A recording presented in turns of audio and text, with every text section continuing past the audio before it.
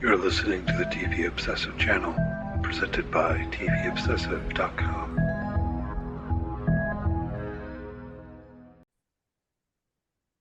Okay, welcome back to the TV Obsessive podcast. Here today for episode 70. As always, my name is Cameron Crane, executive editor for TVObsessive.com, and I'm joined by Ryan Kirksey, writer and contributor for the site. How are you doing today, Ryan? I'm doing really great today. I have this week, for reasons that'll become obvious later, been thinking about the old show Perfect Strangers. You ever watch the show Perfect Strangers? Oh, yeah. Larry Appleton and Balki Bartakavus. Most recently, I revisited Perfect Strangers when I was writing on The Leftovers for reasons that Okay. you can guess if you've seen The Leftovers, right? There's Perfect Strangers references and stuff like that going on. And I don't even know if I should say rewatched the series finale of Perfect Strangers because it's one of those shows that I don't know. I saw sometimes as a kid in syndication, probably. Have you ever seen the series finale of Perfect Strangers? No, I'm not seeing the finale. No. It's pretty ridiculous. They go on a hot air balloon ride, and like Okay. there's a part where the one guy who's not Balky, whose name I can't remember the name of the character, but he's like holding Balky by his hair so he doesn't fall out of the balloon. I don't remember the show being that Oh boy. absurd, you know. Don't be ridiculous. Well, the good old days of ABC's TGIF. Perfect Strangers begat Family Matters. So without Perfect Strangers, we never would have had Steve Urkel or any of these other things that we know so well. Yeah. We don't have, I miss there were a lot of wacky premises in the 80s, and Yeah, let's start doing that kind of stuff again, you know. that's right. Let's start having some weird immigrant cousin you've never met show up at your apartment and expect to live there, you know? And then work it out. Yeah, that's Oh, right. That's right. um Anyway, that has nothing to do with what we're talking about today, just tangent. yeah, not really, other than the title of the book within the show is A Perfect Stranger, right? So we're going to be digging in on the new Apple TV Plus show Disclaimer. The first two episodes came out today. Um, so we'll talk about that in the latter part of the podcast. And plan is that we're going to continue with that week to week for the next, what is it, 4 weeks, 5 weeks? I I think can't five count right more. now. Yeah.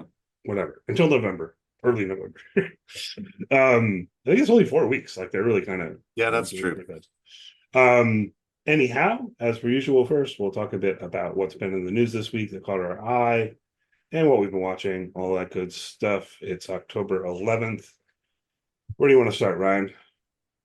A lot of Netflix news this week. We some in front of the curtain, some behind the curtain. We could start with some renewals. We could start with some cancellations. We could start with some layoffs. What So, what what do you want piques your first? The piques your good news fancy? or good news or the bad news? Yeah. I guess I'll start with the bad news. As I warned you before we got on, this does feed into a little mini rant at least. Not Netflix, but Max canceled the Velma show. You know that for people. We do have an article on TV Obsessive on the show. It's kind of a general review from when the first season came out.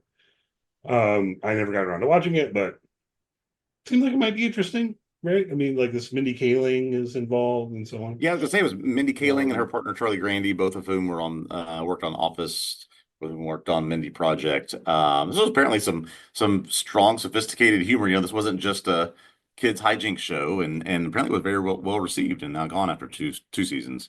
yeah, I was I was about to say maybe it didn't find its audience. I think it did find its audience, and its Yeah, audience wasn't big enough. I yeah. think that's what happened with this one. And they had a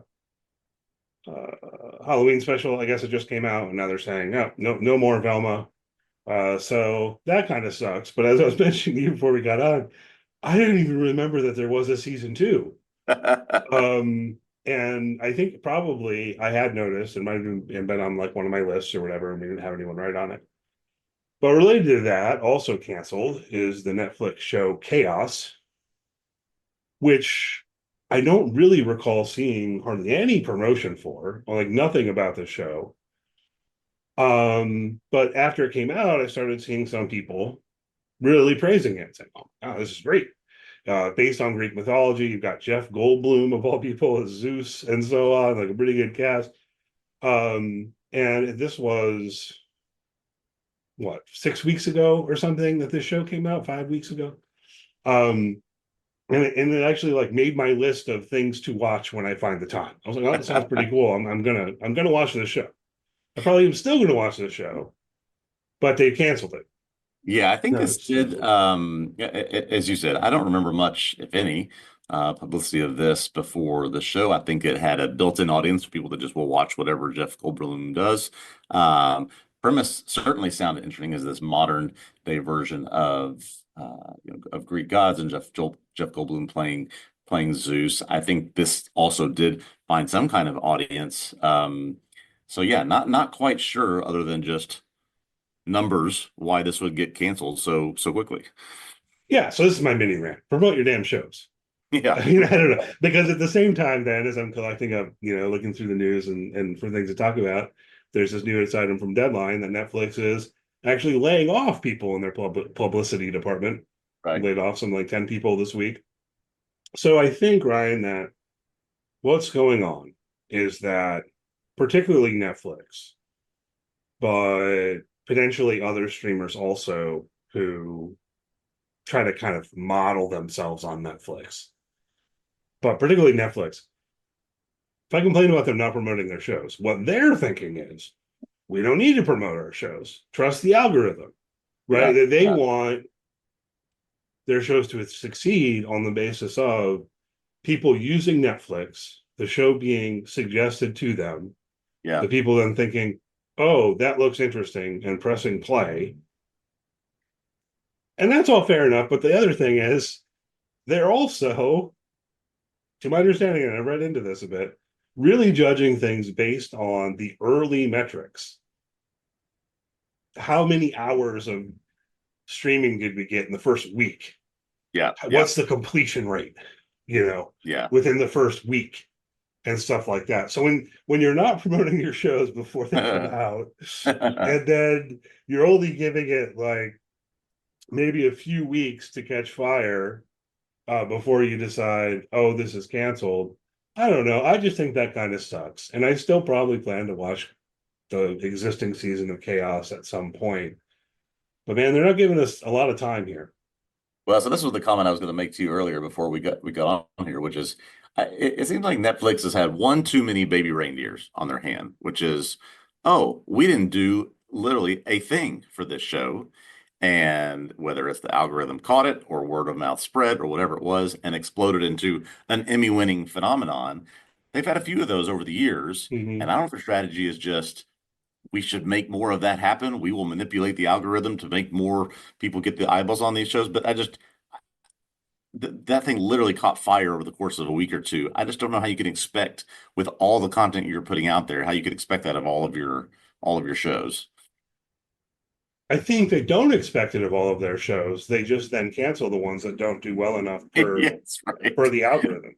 Right, right. Seriously, I mean, I've read about this, and I don't think it's changed, but the quote unquote new regime at Netflix, which is we're several years into at this point. I don't know when it started exactly, but the old regime was one way. The new regime is a different way.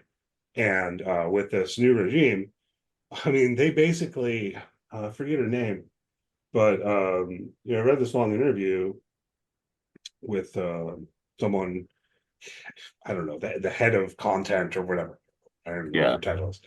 But she's basically explicitly saying proudly, we have no standards.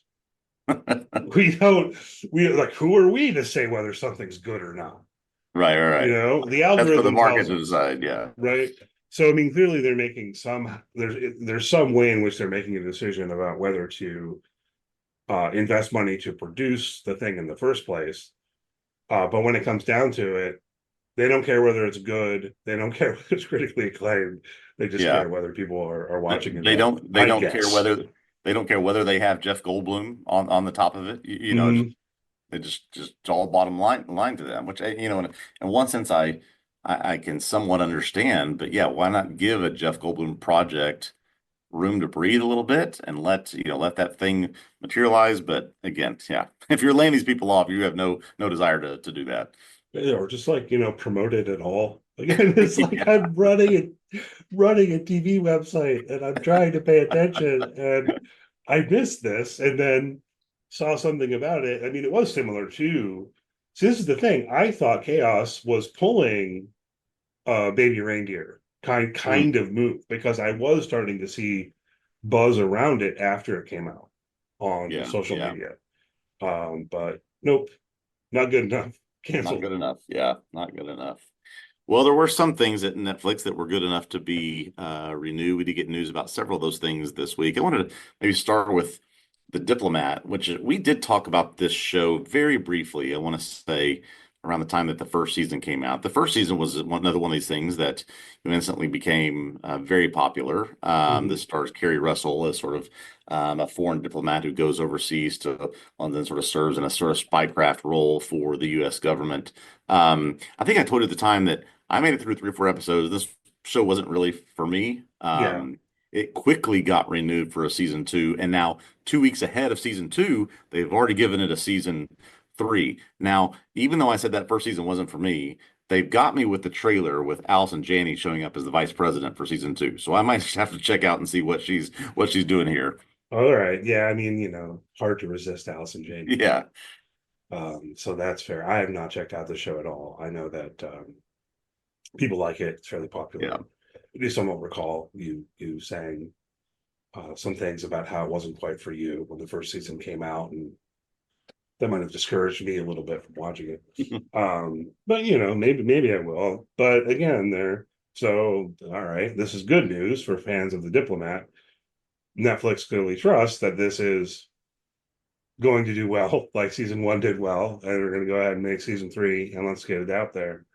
Um, for some reason, this is a little bit of a tangent, but I've also seen a number of things this week. I think someone put out an article about it, like how long new seasons of TV shows are taking, how long it's been since Severance, and we know why, right? We know it was because of the protracted Yeah. labor negotiations and so on and so forth, right? So and before that, COVID, you know. Um, I don't know where I was going with this. I guess it's the thought of, I think actually we're going to start being surprised at how quickly we get new seasons of things. Yeah, I think it would, would, Because, would revert to oh my gosh, getting a second season in a year after the first season. I mean, not, yeah, it's like right. Like for 5 years it became this yeah, let's 2 or 3 years is the norm, and now we may actually go back to the model of if things are already renewed, we could get it a year later after the season ends. yeah, exactly. I think that potentially we're going to get back to normal and people are going to start feeling like, wow, that was fast. Yeah, It yeah. already is with some things like Slow Horses has been cranking out seasons. Yeah, Uh, and they, of course, I think for most of their actors were not impacted by the labor strike, with that being filmed in the UK with British actors. So they were a little bit isolated from that. And I think I've seen so many things, like you were saying, about how is Slow Horses doing this? They're giving us a season of 6 episodes every yeah, I was year. gonna say It's that like they're we also used only to get six we used to episode get seasons for 20 God's sake. we used to get 26 episodes of 42 minutes each a year. I mean, so it can be done. And I think to your point, we'll start seeing more of that Do you in remember when months you and years remember to when a come. season of TV would have a hiatus in the middle, Yes, yes. for the holidays? So it's the same season, it runs through the fall, and then hey, we're off for a few weeks, man, because of Christmas and everything. And it picks back Yeah. up in January and runs until March. Oh, those were the days Those were the 10 days. years Yeah. ago. Those were the Um, days. Yeah, a other few more things getting renewed. yeah. We've talked about some of these dad core shows before, but also on Netflix, The Night Agent, which I told you I did watch, and it was Mm, just just pure popcorn. I think we talked about how the dialogue was awful, but the story was pretty cool, and just enough at the end of every episode to make you click next episode, right? So yeah. it's getting a season two now, pushed back a little bit to early 2025, and also renewed for season three. And then moving over to Prime, we're getting a fourth season of Reacher. I mean, these shows are just wildly popular and getting all the numbers that we were talking about a minute ago that some of these other shows aren't. Yeah. which is cool. I've got nothing against that, other than a potential long-term worry that with the way that they're making these decisions, we're going to end up in a world where there is nothing but Bosch or something. You Yeah. know, do you want to watch Bosch or do you want to watch the Real Housewives? I mean, come on, are you a man or a woman or what are you doing? Yeah, yeah, yeah, yeah. Um, apologies, whatever. Yes. Um, We do need the to talk about something we discovered. We do need the Penelopes out there too. We need those types yeah, of shows to infiltrate some of these things that we're just getting a constant churn of renewal for reality TV and these spy slash action shows. We need the interesting, creative, individualized stuff, yeah. At least we've got Severance going for us. right? Hopefully they don't cancel that after season two. That would be a bummer. Oh gosh, I Um, hope not. like hopefully they let them make however much they want to make, whatever. Yeah. And I mean, whatever. There's some other good stuff out there that I certainly enjoy. There's sci-fi, but I was thinking recently about how it's doesn't quite feel like there's been a lot coming out that really grabs me, intrigues me, and gets me thinking. Where there was a period where it seems like we were getting a lot of stuff, including even shows like Legion, Yeah. Devs. I don't know if you ever watched that. And it feels like we've moved a little bit. So I don't know where we're going. Anyway, we are, as we know, supposed to get Euphoria season three eventually, sometime probably next year. Yeah, this we do have confirmation. I don't think this is news this week per se, other than Zendaya was interviewed about this. The production for Euphoria season three, which I have not seen, will begin in January. She confirmed that there will be, as it's been many years since the show was last on the air, there will be quite a significant time jump. I guess these stars were in high school. She was talking about how there's only so much high school you can do with the stories that have been told and the age that they are. So she's just sort of confirming a few details that have been rumored about the show coming back for some time. Really curious about where it's going to go. I have seen both the existing seasons. I'm sure I will watch season three. Um, Big bummer that a couple of my favorite characters are not going to be in it, at least to my knowledge, and I don't think that that's changing. It's definitely not changing with Angus Cloud's character, given that he tragically passed away last year, I want to say, Yeah, or earlier this year. One of those. July 23. Yeah. Yeah, last year. Man, time flies. Anyway, um, and still no season three. But I'll probably check it out. I'm curious to see what they will do. What is this show? I wrote on season two week to week. I don't know that I want to do that again with season three, Yeah. but I feel like I was developing a thesis over the course of season two, and I finally kind of landed on it with the finale. And I don't know if I can put it really succinctly, but it involved the term aestheticism. Okay. So like I think just like what is this show trying to do? And I ultimately landed Yes. on like it's all aesthetics, it's all vibes. Yeah. Yeah. Don't kind of be looking for, I don't know, a message or a moral to the story or Yeah. Yeah. whatever, right? So it's like where does that take us in season three? The end of season two started getting a bit darker than I would have expected based on season one, although it was always dark in a certain way. Anyway, I'm rambling. I'll stop. Yeah. Rambling Well, about a show while avoiding spoilers is like yeah. To your not point, and super again, interesting. having not seen any of it, if you put Zendaya, Sydney Sweeney, Jacob Elordi on screen together in 2025, I don't know that you have to do much of anything. You just put them on TV together, and people are going to watch it. Yeah. I still haven't seen anything else that guy's in. Euphoria made me like kind of hate him. But is it but I'm Yeah, he's hating been his in some character in films, I want to Euphoria. say, It's but not fair. It's not fair to carry that over to other projects. no, that's Right. true. That is true. I want to say I've seen him in, yeah, I've seen him in some films. I'm trying to recall just at the moment what those are. He's been in, he was in that sort of critically acclaimed movie called Saltburn. That was actually quite a good movie. This is where I've heard him coming. He is starring with Oscar Isaac in the upcoming Frankenstein movie, Mhm. which is supposed to be this big production of that Mary Shelley novel. So that may be sort of a film breakout role for him. And he's in the, ironically, coming out today, Saturday Night Live, about Oh, the okay. first episode of that show. I think he plays. Not sure who he plays in that show. Anyway, it's Anyway, okay. I think he's a good actor, yeah, right? yeah.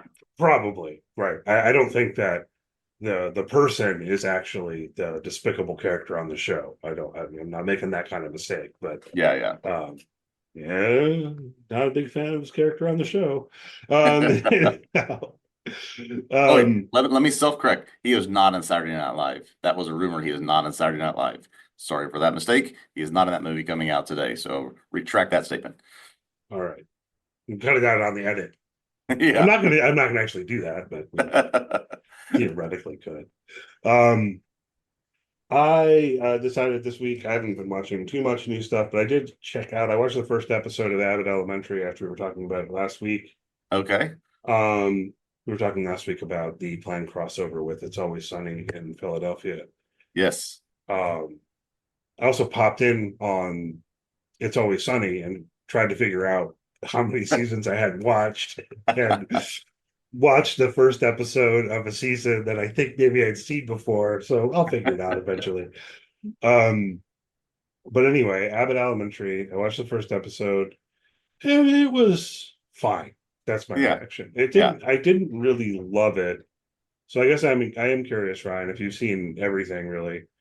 Is this one where any part of you thinks, hey, it takes a little bit to find its footing, it gets better, like Yeah. with The Office This or Parks and Rec, or is it those just are this is what it exactly the is? examples I was going to give you. I would say I've seen, yeah, we've now started season 4. So I do think seasons 2 and 3 are much better than season 1. It does have to find itself and find what it wants to do. At first, it's like it's just trying to be funny inside a school, and then Hmm. it's morphs and evolves into we're actually representing these people. Like we're going to represent teachers and administrators and people that work so hard to do this job and sort of do the satirical look at it. Once it becomes that, I think it became a better show. Cool. Yeah, maybe I'll stick with it. I mean, I thought it was pretty good, but watching the first episode, I think there was only one time when I legitimately laughed, you Yeah. know, and that was when the one teacher quits or gets fired or whatever because she like punches a student or something. And then the substitute teacher is the janitor. He has Illuminati written on the board. Yes, yes. That was kind of funny. That But that's that that is a recurring bit throughout the show. His oh, is it? Well, beef in the I enjoyed that Illuminati. bit. Yeah. That was the one point where I actually like laughed, and for the most part, I was just kind of, this is fine. Yeah, Um, yeah. what about you? You've been trying to catch up on some things Yeah, lately, I have just you? I have found this over the past 2 weeks. There are so many things that I have caught 1, 2, 3 episodes on that I need to catch up on. I started making a list yesterday. Slow Horses, Agatha, Penguin, Your Honor, Industry, Welcome to Wrexham. I'm behind on all of these shows, and so I need to sort of create a priority list. I was going to ask you, and you've got a bunch of things to catch up on. How do you determine what to watch first? Just what interests you the most? What's your way you prioritize? Yeah, I guess. I can't say I'm very good at this either. I've been struggling with the same problem a little bit, if you Yeah, recall. Maybe it was a couple months ago where I mentioned that I'd started watching From and I'd gone back to Slow Horses and I was going to try to catch up on both of those before the new seasons came out. And yeah. I didn't on either one. So all I could say is, I don't know, man, pick one. If it were me, Yeah. that would be the way to go. Where I'd pick one, and this is the kind of TV viewer I tend to be. Watch it all, watch everything that exists, and then go on to something else. I mean, of course, I don't know, some of these are ongoing week to week, I think. So that would be the Yeah, other thing. Do you several of want to them try are to sort catch of, up on the Penguin, yes, you several of them are right now, happening now, or have just ended, like Slow Horses. So other of these are older, but nothing is, especially because Slow Horses just ended, nothing is imminent, as in, I need to catch up on this by 2 weeks from now before a new season comes out. I feel fine in that regard. It's just and maybe that's part of it, with no deadline pressuring me to push on something. I need to, I need to just put these in some sort of list and just get going. I've seen a lot of buzz about Agatha all along recently, and I don't know. Yeah, like I said, we talked about the first episode. It's fun. It's not trying to do too much so far, and good. You don't have to make everything entangled in every other Marvel property you've ever invented. To just have fun with it, and that seems to be what they're doing. Yeah, I'm intrigued. Seems big fan of Aubrey Plaza, Yeah. big fan of Catherine Hahn.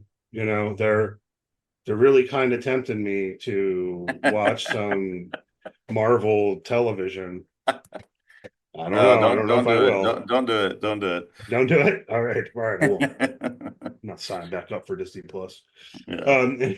Um, um, so, all right. I think that about does it in terms of our notes up to this point. So, you ready to talk about disclaimer? Yeah, let's get into this. Okay.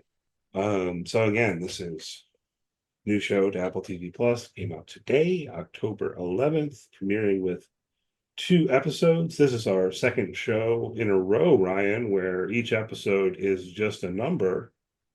Yeah, You that's realize right. that? So Yeah, we were in Baltimore for a while, and now we're new. The new theme is shows where the episode names are just numbers. that's right. That's right. But no, you gotta stylize them. So these These are ones are Roman Roman numerals. numerals. Yes, Roman numerals. We can read into that as much as we want. And with Penelope, it was the words written out.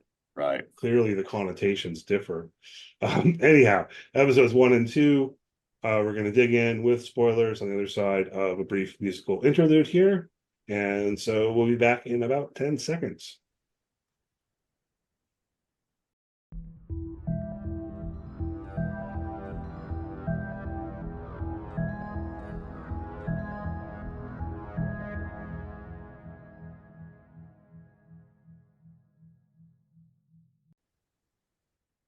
Okay, we are back to talk about Disclaimer on Apple TV Plus. The first 2 episodes, just titled 1 and 2, premiered today, October 11th.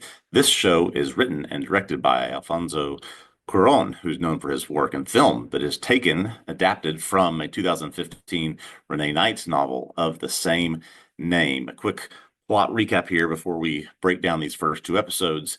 Catherine Ravenscroft, played by Cate Blanchett, is a successful award-winning documentarian. She has her world turned upside down when a book called A Perfect Stranger arrives at her house. It tells a story about her, an affair she had with a young man named Jonathan while on holiday back in 2011. It also tells the story of how Jonathan ended up dead. Her husband Robert, played by Sacha Baron Cohen, also receives the book and some explicit photos at work and confronts Catherine about these events. Their son Nicholas, Cody Smith McPhee, is an aimless young man who hates his mother but also receives the book, yet he doesn't seem to know exactly that this is about a story about her. The affair and subsequent death of Jonathan, played by Louis Partridge, devastated the lives of his parents, Nancy, played by Leslie Manville, and Stephen, played by Kevin Kline. After Nancy's death due to cancer, Stephen is fired from his teaching job and vows revenge on Catherine after he finds the book his wife wrote. Stephen is the one who sent copies of A Perfect Stranger to them after self-publishing it and delivered the photos to them in an attempt to destroy Catherine's life. A lot of mystery, intrigue. This is a beautifully shot show. Cate Blanchett and Kevin Kline and Sacha Baron Cohen are incredible in this, or these first 2 episodes. A lot here. Where should we start? I mean, yeah, I suppose maybe let's start with those kind of broad view comments, in terms of how the show is shot. I think it's really well done. It's really well acted. I'm really impressed, maybe in particular with Sacha Baron Cohen. I wanted to talk Yeah. about that, but also with Kevin Kline and Cate Blanchett here. Um, Watching these first 2 episodes did lead me to look into whether those three main lead actors are indeed British. Hmm. I don't know if you looked into this. No, I did not. Okay, it's a little guessing game. All right, Ryan, one of the three is British. Which one is it? Oh, I was going to say Cate Blanchett and Sacha Baron Cohen. I believe Sacha Baron Cohen is, so I'll say he's the one. That's correct. That's Okay, correct. but for some reason I thought Cate Blanchett was. No, she's from Australia. Oh, okay, okay. Kevin Kline's from St. Louis. Yeah, I was gonna say I I was knew like, I was like, I've I'm seen pretty enough of sure Kevin Kevin Kline's Kline. not Yeah. British. I had to check. I think he's doing doing pretty well with the accent and all of that. But Sacha Baron Cohen, to dwell with him for a moment, my first exposure was with the Ali G show. Yep, same. So what do you watch that? I've seen plenty of Ali G. I've seen plenty of Borat. Yeah, it's just Yeah. quite the evolution. The show, though, is the thing that I personally always think back to because personally, I think the show was better than any of the films that they spun Mm, off from the show. Um, Borat's funny, sure, yeah, yeah, I guess. But I liked Borat better as a sketch in the show than I did yeah. as like an extended film. But since it's kind of like when you make a Night at the Roxbury or something, it's like, well, it's a funny sketch, but like an hour and a half of this. Ali G is a show that belongs in the social media YouTube age. It really does. Yeah, I mean, what was so funny when he would interview people as Ali G, and somehow they wouldn't get that he was Exactly. playing a character and doing satire. I mean, it was great. And then he did several years ago, Who is America, which felt like a similar kind of follow-up. I never ended up watching Oh, that's all of it. right. That's right. No, I I've not watched a seen that. little bit of it. Anyhow, I don't recall seeing him do a straight dramatic role before. And looking at his IMDb page, I'm not really sure he has. Yeah, I was looking a little bit at that as well. I recall him playing, I think it's Thénardier on in Les Miserables, which is a more sort of flamboyant, sort of grungy character. So it kind of meets a little bit of what he's done in the past. But Mhm. in terms of a dramatic role, no, I don't remember seeing anything like this before. But he is quite good. Yeah, yes. And I don't know if musicals count. Comedy and musical, you always put Yeah, them in the same category, right? I think he yeah, was in Sweeney Todd too, the film version. But I mean, he's got range clearly, and we're really seeing that here because I think he's doing a really good job um, as Robert and playing it straight. And I don't think, yeah, it's just been straight dramatic performance from Sacha Baron Cohen, which yeah. I'm appreciating. And To then, say you are holding your own, maybe even more so with Kate Blanchett, is quite the testament to how he's doing. right, yeah, because of course she's great, right? Yeah, And so is Kevin Kline. So yeah, I think it's really well done. And as I said to you, I think in DM or whatever, when we were deciding to carry forward with this, my feeling is the show's good enough in terms of its production, its direction, and its acting that whatever happens in terms of the plot, all right, I'm in. I'll watch, the whole thing. We'll yeah, talk about it week to week. But let's segue to the plot, I guess, right? You mentioned that Catherine gets this book delivered. She starts reading the book and then freaks out because it's about her. The structure of the show is kind of interesting because we're also getting, I guess you'd call them flashback sequences to that time in Italy. It did take me maybe a little bit longer than it should have to realize how to put these things together. What about you? yeah. I'm glad you brought this up. I think there was some intentional, I don't know if confusion is the right word, but sort of some intentional ambiguity at the beginning of this show where I think the first thing we're introduced is to Catherine as she's receiving some kind of award, and they talk about how well she does at telling the truth of the characters of the subject that she's representing in the documentary, which is a fabulous introduction for what's about to come, obviously, through these next 7 episodes. But then we start getting these things like the book arriving, her reading it and burning it, but we don't really know anything about it. We're getting time jumps. We learn back to a story about Jonathan and his girlfriend, which you don't even know at the beginning. Is this Jonathan and his girlfriend, or is this like a young version of Jonathan's parents? Is this a young version of Catherine and someone else? We just have no idea, and sort of left up to us to put those clues together. And I found that that worked quite well, actually. Yeah, particularly because Jonathan is taking photos with an actual old school camera, Like what year is this? I don't know. I have Exactly. no idea what year this is, right? Exactly. This could be the 1970s for all I know, Yeah. Um, but I guess it was the early aughts. Yeah, so I Um, think this is they say at one point that this takes place leading up to or in 2011. I They I talk know it's sorry, go it ahead and does say they finish. talk at one point about euros, and so they're traveling around Europe using Mm, euros. That's sort of a key time indicator of when the continent made that switch. I did notice that. I believe it says 2011 on the manuscript Mm. that um, Nancy wrote. Yeah, that That's her Nancy name, right? wrote that he finds. Yeah. I noticed that because I was kind of trying to situate it, but I'm not positive if that means that it happened in 2011 or if she finished writing the book in 2011 or Yeah. Because there's also this, we have no sense of when is the meeting happens between Catherine and Nancy in the cafe where she reveals that she has cancer. Mhm. At what year does that happen versus what year the book was wrote versus what year she died? And then we fast forward, I guess, more to present day. So yeah, there's some real sort of we have to put these pieces together as we watch it. Well, and Nicholas is college age, but he's not in college.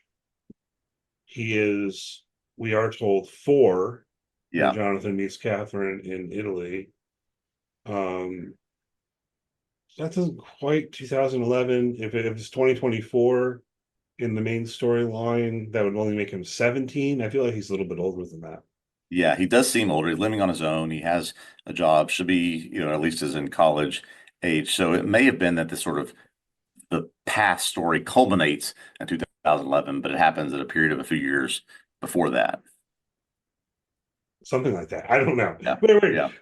Clearly, this is the central mystery to get hung up on for Yeah. the whole podcast. But it is something I've been wondering exactly about how the timelines fit together. The big question, and part of what I think is interesting about how they're giving us those flashbacks, is certainly one mystery that remains after the first two episodes is what exactly did happen? We've Yes. been given some clues, we've been given some fragments, of what happened, might be a better way to put it. Um, and we'll run through those, but I wonder to what extent or for how long this show is going to keep that as an open mystery. Part of me feels like it should resolve that like next week. What do you think? I wonder that myself because I also wonder you need to sort of know what happens to frame what the results and the consequences are going to be as a result of that. I also found myself wondering is the story that we see in the past, is this true? Is this unreliable narrator? Is this, are we going to see what actually happened and then, or see some version of what happened and see the truth later? But you're right. We haven't Hmm. learned much yet beyond the fact that Jonathan was there with his girlfriend left. He meets Catherine on the beach. He does the photos, and then the photos, we understand clearly to be some kind of affair, and that at some point in the future, there's something happens with the two of them that causes Jonathan's death. That's really all we know at this point.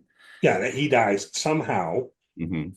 Even in terms of the two of them having an affair, we've seen the photos, which are clearly, getting into the erotic space of Yeah, things.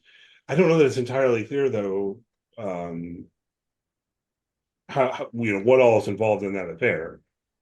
I mean, potentially it could just be the photos, I suppose. Like I yeah, don't know that the photos definitively show that there was sexual intercourse between them, as it were, yeah. or what have you. That's why I Um, found the confrontation between Catherine and Robert so interesting because he explicitly asks about things like, did Nicholas hear or see things?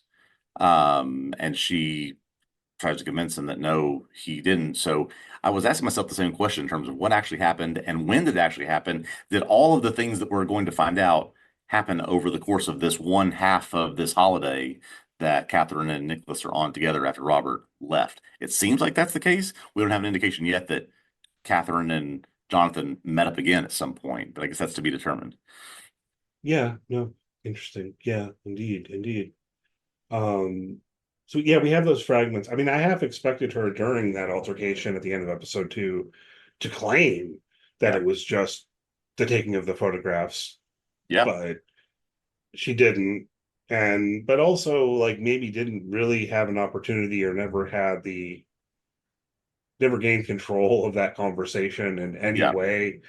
It's also not clear how much it would matter to Robert um, insofar as we're told through the voiceover about how he experiences those photographs and recognizes her face, but doesn't recognize his wife.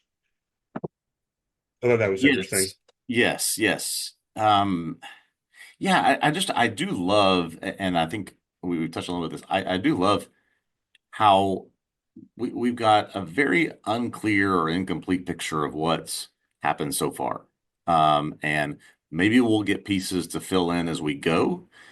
Maybe, as with the case of some of his movies, there'll be some things that are unsaid or untold, and we will be able to piece those things in ourselves. But really, I think like the structure of the storytelling so far, to exactly the point you're making with these things. Yeah, I definitely am intrigued by it. I feel like there's a little bit more that we have. Oh, that not only that Jonathan died, but that somehow in dying saved Yeah, Nicholas's yeah, life. yeah. Um,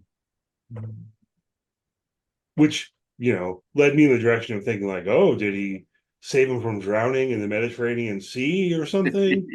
But I don't know how Yeah, that'd be a scandal. yeah. I mean, I can understand that, you're wanting to hide the fact of this affair, if that's what it was. But yeah, if you're saving literally saving someone's life, and is there a trade-off you had to make, a decision you had to make? That's where I think we're headed personally. Is there some sort of choice she had to make, and she chose something that saved one and not the other?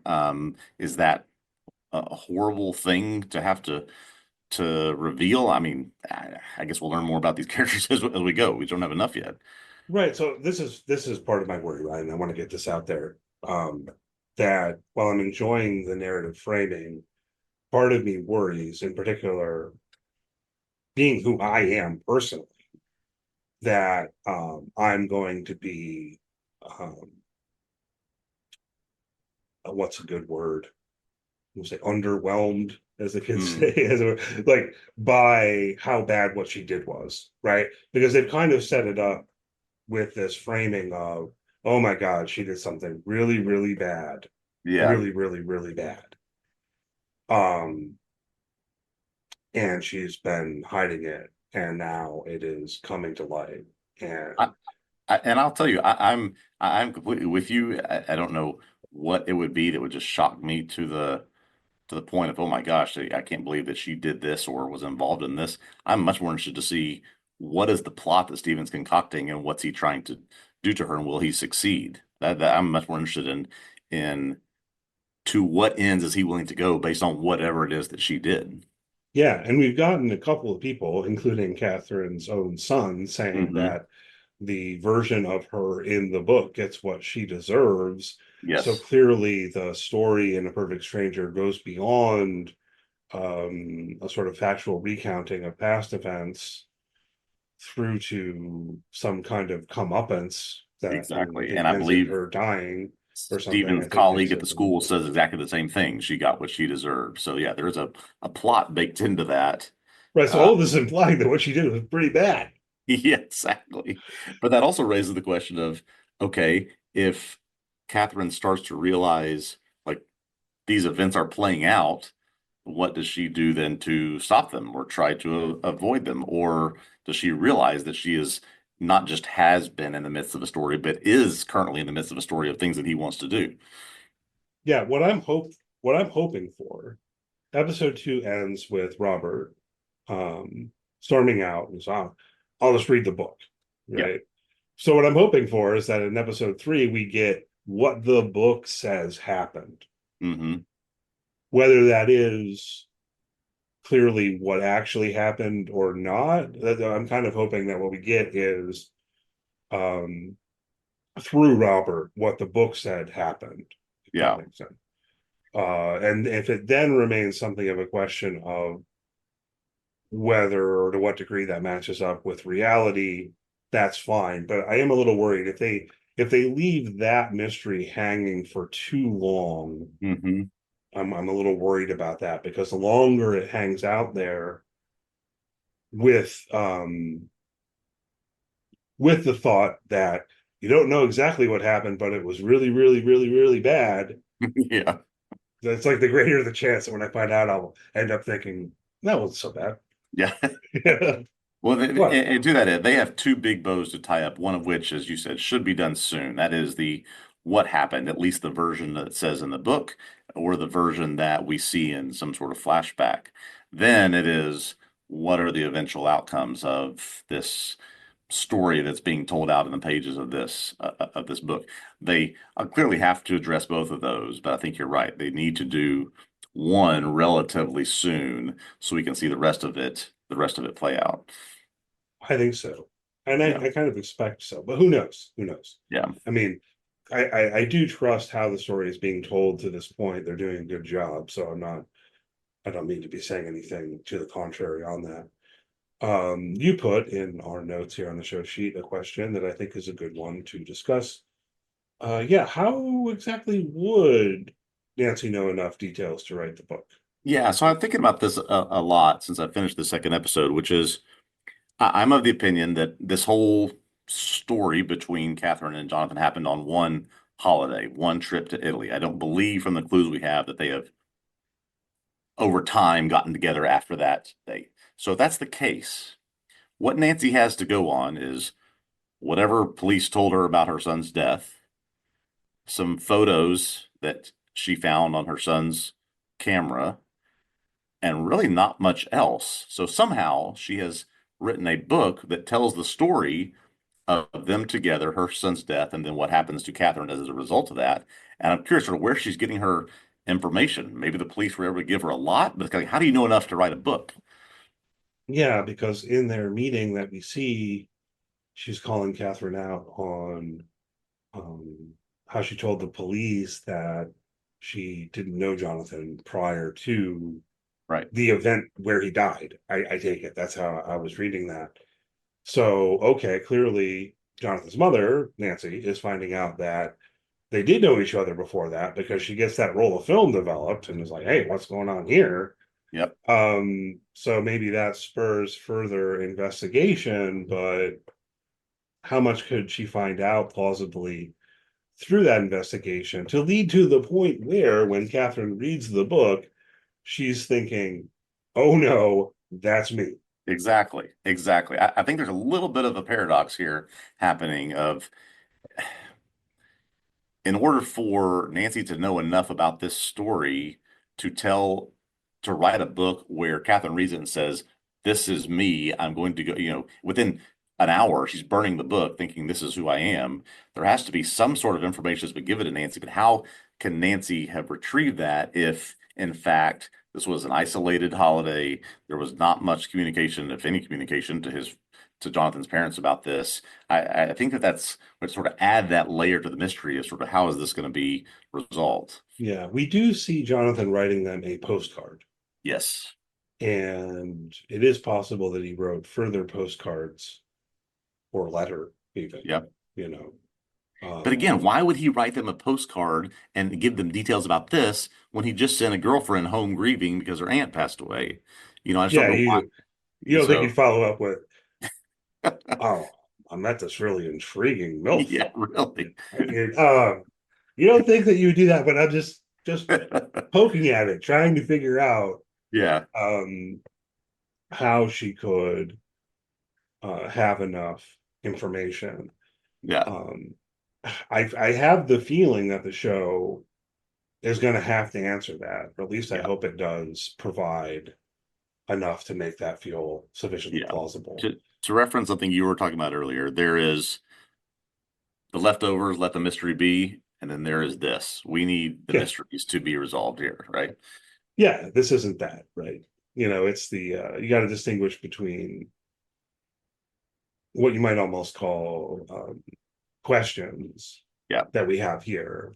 It's fair to use the term mystery, and we often do, right? But if you want to mark a distinction, as I have in the past, in writing about, say, something like The Leftovers or Twin Peaks or something like that, you say, Yeah. well, no, this is the big mystery, and it's almost that what I love about The Leftovers, not to go on too much of a tangent, is I feel like it's clear from the beginning that they're never going to answer that question of what happened Exactly. with the departure, Yeah. and they don't, and they shouldn't, right? Um, that's the kind of mystery that it's good to Yeah. let be narratively, Yeah. right? Yeah. This story Um, exists because of these mysteries, and so we need to, whether it's sooner or later, we need that some of that clarity. yeah, this one's more like a murder mystery, and so we need to know who done it, what Yes, happened, But I do have the feeling that we're going to find out at least a version of what happened back in Italy, and that then it's going to, like, halfway through, kind of pivot to more a story about how Kevin Kline's character, who was named, you have this name Stephen. here, Yeah. Stephen, yeah, um, about how he is trying to enact his revenge plan. And Yeah. then, I think that's a very fair assumption. Yeah. I mean, is the for revenge plan he's enacting in the book? in the Is book, it going to be yeah. that kind of like Mobius strip? Or I hope so because there clearly is something quite um to use your word, some real extreme comeuppance that both Nicholas and his colleague at the school think, yeah, this is just right up the alley of what this person deserved. So I hope we get a clear telling of what exactly that is. And which, by the way, Kevin Kline playing the old stodgy British boarding school teacher who's turned to revenge. I mean, very, very, very impressive so far. yeah, yeah, I'm impressed with him. He's also doing a really good job of playing it right on that line where I'm not sure if I like him. Yeah. And kind of similarly with, I mean, let's talk about this a little bit before we wrap up. That clearly the show is telling us that Catherine did something very, very bad. Hmm. Yet it largely operates within her perspective and to make us feel at least some sympathy or empathy for her. Yeah. Any thoughts on that? I mean, and maybe let's talk about the voiceover a little bit more too. But that, Yeah, I was going to ask you sort of whose point of view is this story being told from? They made a choice to use narration in this show, not just one, but two narrators. One is Kevin Kline, where he purposefully uses I and me in the narration. And then there's another one with Indira Varma, who is not a character in the show, but just a narrator from Catherine perspective, where she's using more you and sort of the second person. So I'm just curious about that decision and why they chose to do it this way. I don't know if you picked up anything on that. yeah, I don't know. I mean, the second person narration definitely stood out to me as distinctive. Hmm. You know, um, it's talking about Catherine, but it's saying you learned this recipe and so on and so forth, Yeah, right? And I think that does serve to really put us in Catherine's perspective, and that's part of the point. yeah, yeah. Um, so I don't know. I mean, Almost like there's narration and there's inner monologue happening with Stephen. We're hearing a lot of Stephen's inner monologue. right, Yeah, right. Whereas I don't know if there's a term for this, but the kind of second person narrator is almost an omniscient narrator yeah, who exactly. also tells us about Robert's reaction to the photos and all of that. But this tendency to speak in the second person, although I think she only does it with regard to Catherine. Yeah, Like Catherine is you. It's very kind of odd. yeah. No, I just picked up on that, and I imagine that will continue throughout. Just curious, what role will that play as we deal with these dueling narrators and points of view? Just will be interesting to find out. Yeah, I'll have to keep an eye on that. Is it landing okay with you? We've talked about this before with regard to something else where, voiceover narration can sometimes feel wonky or cheesy, or Yeah, I think how it's well do you think this it, is it working? is contributing more than detracting from the show right now because I'm enjoying, especially hearing what Steven is thinking and what he's Hmm. plotting and what he's planning to do and what he's putting Nicholas through as he goes to try to figure out what vacuum to buy. That's been interesting to me. Yeah. Yeah. I mean, yeah. And then there's some with Robert too, right? Who's doing that narration? It's a good question. I don't I know if feel like I that's almost want to go attached back to. and check now.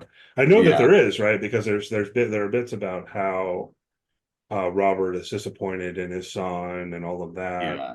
That's got to be Indira Varma then. That she's Yeah, got to I be the think it voice of is. that family. Yeah. I think it is. So that narrator has a weird semi-omniscient position while at the same time wanting to call us Catherine.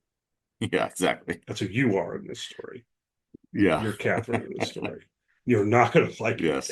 it.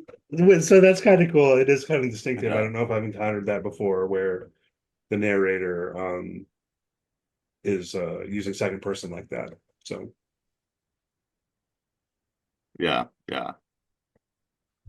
No, cool. good. It's good so far. Definitely will be interested in continuing, and we're apparently getting two more episodes next week. Yeah, so we'll pick up with episodes 3 and 4 next week. We were at first we thought it was going to go one episode a week after this, but apparently it's going to be two next week. That's the information that we have. Some mixed information out there in the world, people. Wikipedia seems to have it wrong. Um, so we're presuming that Apple themselves are telling the truth and that there will be two Yes. episodes coming out next Friday. So we'll hit on both of those next week and then carry forward from there for another 3 weeks. At that point, it will be one episode a week for 5, 6, and 7. So, Yes. all right. Yes. Um, hopefully, you enjoyed the podcast. If you did, please leave us a good rating, review, so on and so forth. If you're on YouTube, press subscribe, give a thumbs up, all of that good stuff. Follow TV Obsessive on social media. Search for TV Obsessive. You should find us on the major platforms. Check out TVObsessive.com. If you want to read things, there are plans in the works for an article on disclaimer down the line as the show ends from one of our writers. So we've got that to look forward to. But in the meantime, we'll be back each week talking about the show on the podcast. So see you next week. All right. Thanks so much. See you then.